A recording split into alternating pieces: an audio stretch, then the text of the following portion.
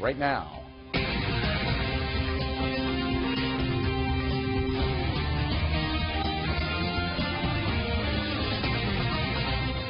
Hi, I'm Bill O'Reilly. Thanks for watching us tonight. How politicians are hurting the American people. That is the subject of this evening's Talking Points memo. The failure to pass a new health care proposal in the House has hurt the Republican Party and President Trump. Situation's confusing, but let me break it down so even the politicians can understand it. There are three basic things that America needs from a fair health care plan. First, a reasonable cost. Working people cannot be punished with high insurance premiums. Second, that the poor who cannot afford insurance are given access to health care in some way. Medicaid, perhaps the best way. And third, that all Americans are protected from medical catastrophe. So if I'm a sitting Republican congressman on the Hill, how do I vote on a new proposal to replace Obamacare? Well, it's impossible to know if the proposed new law would lower costs for everyone. But if health insurance companies are eventually allowed to compete all across America, which they cannot do now, market forces would likely bring the costs down. Also, I'm evaluating the entire situation. What good does it do my party, the Republican Party, and the president if I oppose the first proposal the House puts forth, knowing that proposal will be changed in the Senate and come back to me for another vote? Seems logical that you move the process along, and then at the end, when the entire bill is before you, you vote your conscience. But by throwing the whole thing out for ideological reasons, nothing is accomplished other than the Republicans looking bad. Now, this analysis is not based on any party sentiment by me. I am an independent. It's all about you, what's best for the folks.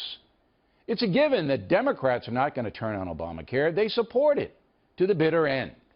Yes, they may tweak it a little, but they want a giant entitlement from the feds that costs a fortune and hurts working Americans by making them pay higher premiums. So if the Republican Party doesn't unite, Obamacare stays the way it is, which is the situation right now. The big reveal here is that the conservative Republicans who voted against the new health proposal will not compromise. There's some members of the Freedom Caucus, they'd vote no against the Ten Commandments if it came up for a vote. And so I think it's time that the Freedom Caucus work together with other members of the Republican Party. Now, Mr. Poe has left the Freedom Caucus frustrated about the health care vote. The bigger picture is this. President Trump did get hurt by the health care vote, but it's not a catastrophe. All presidents lose on major issues. President Obama wanted to close Guantanamo Bay. Never got it done. He wanted much more social justice spending. Never happened. Making new laws very tough, as it should be. The Trump administration would be wise to move along now and try to get a new tax code. That issue should unite all Republicans who believe the free marketplace is the way to provide prosperity for the majority of Americans.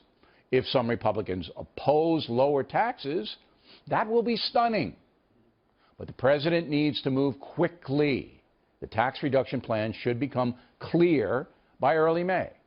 We need new tax rates for both workers and corporations, and we need to phase out deductions that only benefit the very wealthy. That doesn't seem to be too much to ask Congress to do.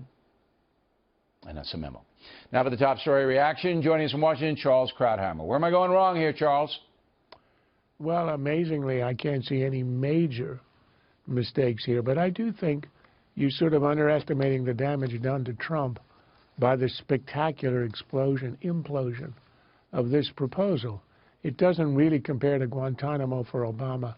Who cares about Guantanamo? That was a peripheral issue. Or about social spending. They spent a lot. $1 billion in the stimulus. $1 trillion stimulus is quite a lot. This is a major proposal and a 7-year promise by Republicans.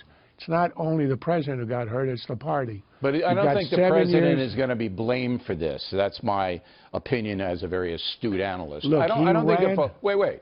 It's I not think a the question folks of out there blame. are going, hey, Trump screwed this up. They're going, Congress screwed it up. And both parties did, because the Democrats won't give anything. And the Republicans, as we mentioned, some of them are just too ideological. But let's get on to nuts and bolts. Was I right in saying that the bill was going to come back to the House for a vote after it was massaged in the Senate? So that if you had a problem with it, you say, okay, now I'm going to do it, but you better fix this because you're getting another shot, right? Look, I'm with you on the fact that if you were a Republican in the House, you promised this for 7 years.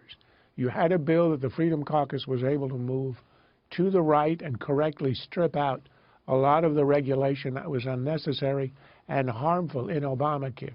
You accomplished all that. At that point, you vote yes, you're correct.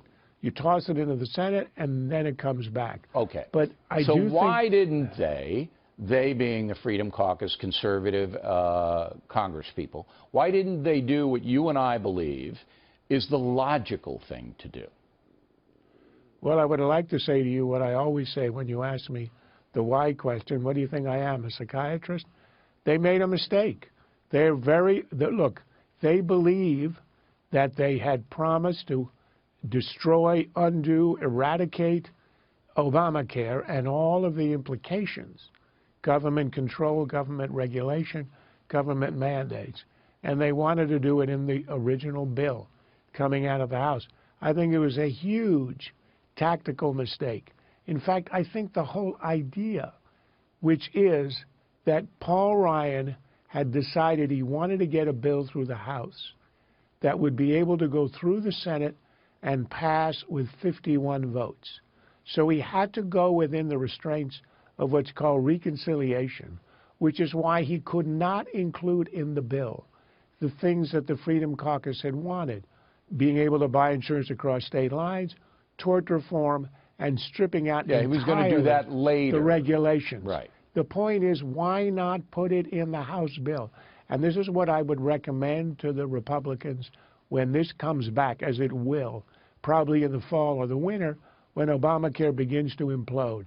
At that point, put everything in the House bill. Yeah, and let the Democrats take the rap when it blows. That's exactly right. But it There's still no doesn't other hurt. way. It doesn't help the folks. They're still going to pay for the next 6 to 9 months more health insurance premiums, higher premiums.